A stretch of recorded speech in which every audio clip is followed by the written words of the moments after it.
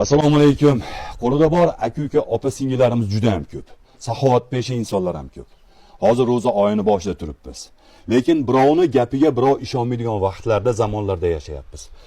Shunday bo'lsa ham hozirgi oylarda aynan o'rnini, joyini topib kelganmiz. Bu video juda ham ko'p chiqqan. Bloger aka-ukalarimiz keng tarqatgan, lekin natijasi juda ham kam bo'lganligi sababli yana bir bora sizlarga murojaat qilishga majbur bo'lyapmiz. Xolamizni holatini ko'rsatib o'tamiz.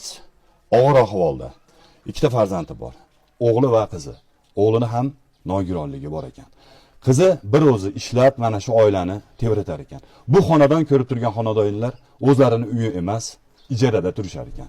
Bir devor qo'shnisi arendaga, ijaraga pulini olib turar ekan.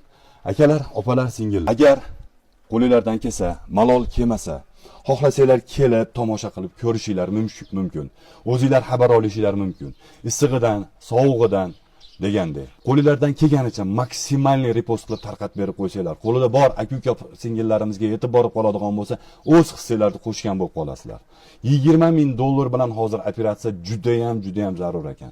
Bu bizi Qirg'izistonda bo'lmasa ekan yoki Turkiya yoki bo'lmasam Toshkentda. Shuning uchun qo'lingizdan kelsa, bu 20 ming dollar kimgadir choy puli hisoblanadi, kimgadir shunaqangi og'ir ahvolda juda ham oz qotadigan pul hisoblanadi.